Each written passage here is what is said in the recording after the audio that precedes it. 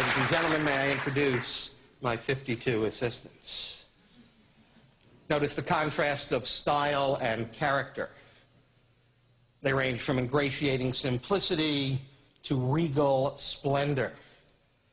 Some are passive and inert, others brazen and belligerent, some suicidal, just like you and me. But card artistry, just like other theatrical forms, music and dance, has its own styles, its own classics, its own genres. I'm going to start my show tonight by doing the same effect in 3 different ways. First, in the flashy American style, you'll all remember from the 1970s.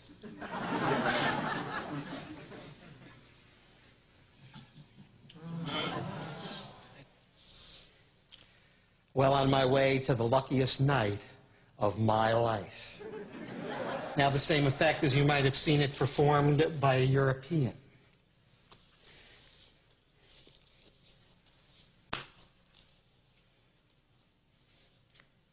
Ooh. An old Meters tune, Just Kissed My Baby, going back for number 2. Think about how much better this might look with a frilly shirt or a bow tie. Think about how much better I might look.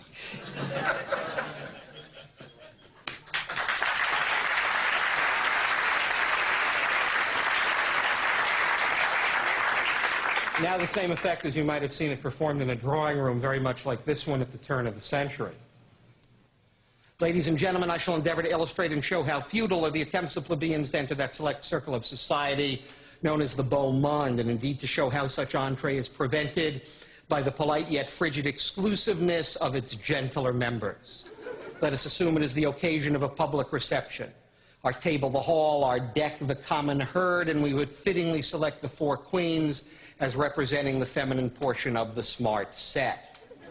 Now, as would naturally be the case, I shall besiege these high-strung patrician ladies with attentions from the lower orders, which these next 12 cards shall represent. I shall start by placing 1, 2, 3 commoners on Her Majesty the Queen of Hearts. The next 3 outsiders on the Queen of Diamonds. And though the mention or notice of all these suitors is equally abhorrent to the Grand Dames, I shall treat them alike by placing on the Queen of Spades 1, 2, 3 more rank outsiders. Finally, the last 3 who have been closest to the bottom, therefore least crowding and most deserving to proffer their homage on the Queen of Clubs.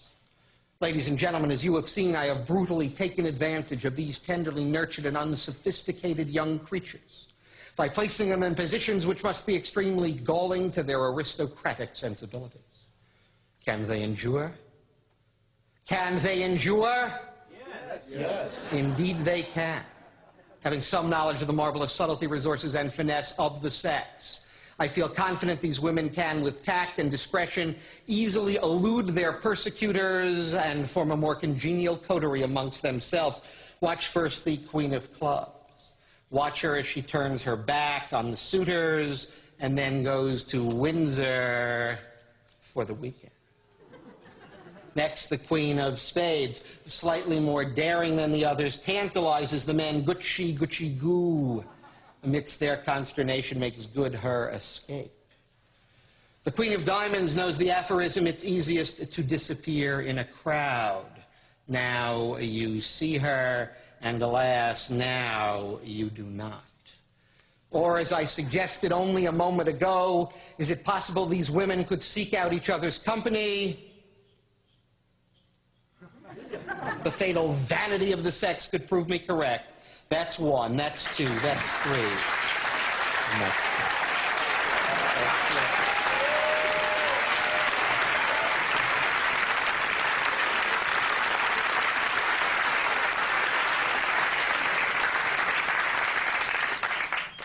Booze and the blow-ins cop the lot. Anybody have any idea what I'm talking about? This is the refrain from a 15th century poem, a poem by Francois Villon.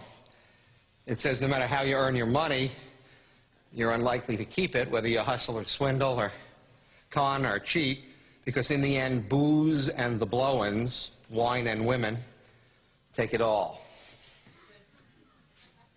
Suppose you screeve or go cheap jack or fake the broads or fig a nag or thimble rig or nap a yak or pitch a snide or smash a rag. Suppose you duff or nose and lag or get your straight and land the pot. How do you melt the multi-swag? Booze and the blowins cop the lot. Suppose you try a different tack and on the square you flash your flag. At a penny lining make your whack or with the mummers mump and gag. For nix, the dibs you grab at any graft, no matter what. Your merry goblins soon stravag. Booze and the blowins cop the lot. It's up the spout and Charlie wag with the wipes and tickers and whatnot until the squeezer grabs your scrag. Booze and the blowins cop the lot. This is William Henley's 19th century translation of Villon, rich in the canting language, the criminal slang of its day. It talks about debasers of coin, short change artists, dice mechanics, card hustlers. These people are my friends. I spent most of my formative years learning the techniques of deception. Now, many years later, I can tell you that I believe there are more differences between the cheater and the sleight of hand artist than there are similarities. Take, for example, an evening like this. If I perform badly, I might suffer the disapprobation of the audience or an empty house. If I perform equally poorly at the card table, I could suffer loss of limb or even life. Notwithstanding, I would like to demonstrate art, ruse, and subterfuge at the card table.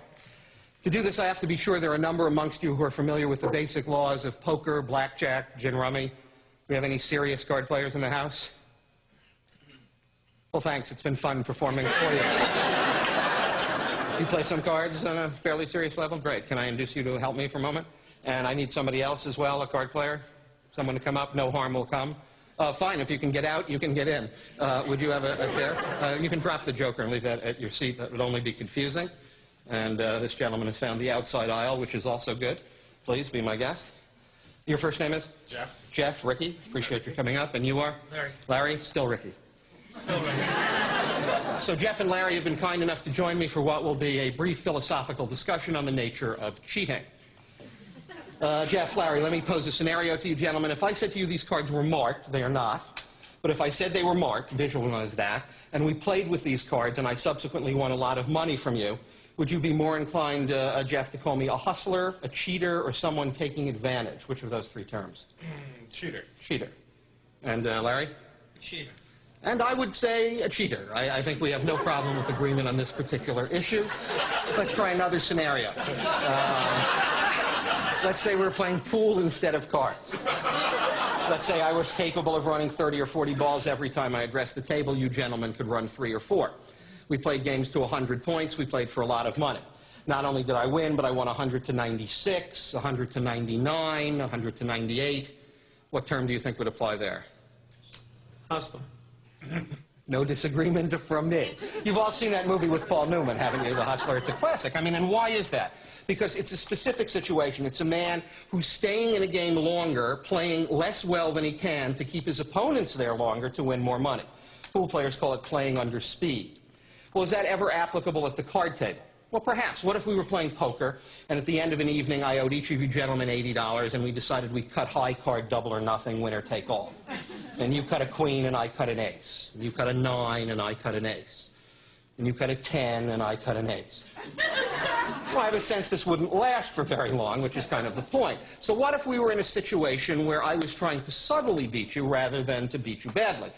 In this case, Jeff, what I want you to do is reach into the deck anywhere at all. Just pick up a group of cards like that. Could be high, low, in the center, and we'll see what's on the bottom of your hand there. You mind turning it over? That's a king. Show that to the audience. Unfortunately, that doesn't allow much room for subtlety. It's possible to beat you, but the only way I could by cutting an ace, I can, but let's move on. So the idea here is really to do something that's slightly different. So, Jeff, what I want you to do is, Larry, what I want you to do is just pick up a group of cards anywhere at all, yourself, and let's see what you've cut to. Take a look. What is that? A 2, which is indeed why you've been invited here this evening. Well, not necessarily. I mean, I could cut a 2 as well. Here's the idea. If I wanted to keep you around, I might want to tempt the fates by just beating you. What do I mean? What if I could cut a 3 to just eke out a victory over your 2? I can. And that's sort of the point that I was talking about. Now,